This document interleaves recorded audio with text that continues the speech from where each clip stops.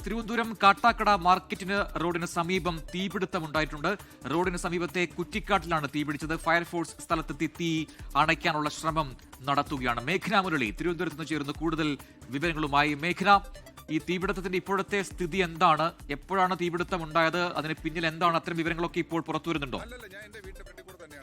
ഇപ്പോഴും തീ നിയന്ത്രണ വിധേയമല്ല. കാട്ടാക്കട മാർക്കറ്റ് റോഡിനും അതുപോലെ തന്നെ സിവിൽ സ്റ്റേഷനും തൊട്ടടുത്തുള്ള മെയിൻ റോഡിനടുത്തുള്ള കുറ്റിക്കാട്ടിലാണ് ഇപ്പോൾ തീപിടുത്തം ഉണ്ടായിരിക്കുന്നത്. തീ ഇപ്പോഴും ആളിക്കത്തുന്നു എന്നുള്ളതാണ് പ്രദേശത്തു നിന്ന് പ്രാദേശികമായി അറിയുന്ന വിവരങ്ങൾ. വിവിധയിടങ്ങളിൽ നിന്ന് നെടുമങ്ങാട് അടക്കമുള്ള ഫയർ യൂണിറ്റുകളാണ് ഇപ്പോൾ സ്ഥലത്തെത്തി തീ അണയ്ക്കാനുള്ള ശ്രമങ്ങൾ തുടരുകയും ചെയ്യുന്നത്. അതിൽ ഉണങ്ങിയ പുല്ലുകൾക്കാണ് തീ പിടിക്കുന്നത് എന്നുള്ളതാണ് അറിയുന്നത്. അതുകൊണ്ട് തന്നെ ഒരു വശത്ത് തീ അണയ്ക്കുമ്പോഴും പിന്നീട് വീണ്ടും ആ സ്ഥലത്ത് തന്നെ തീ വ്യാപിക്കുന്ന ഒരു സാഹചര്യം കൂടിയുണ്ട്.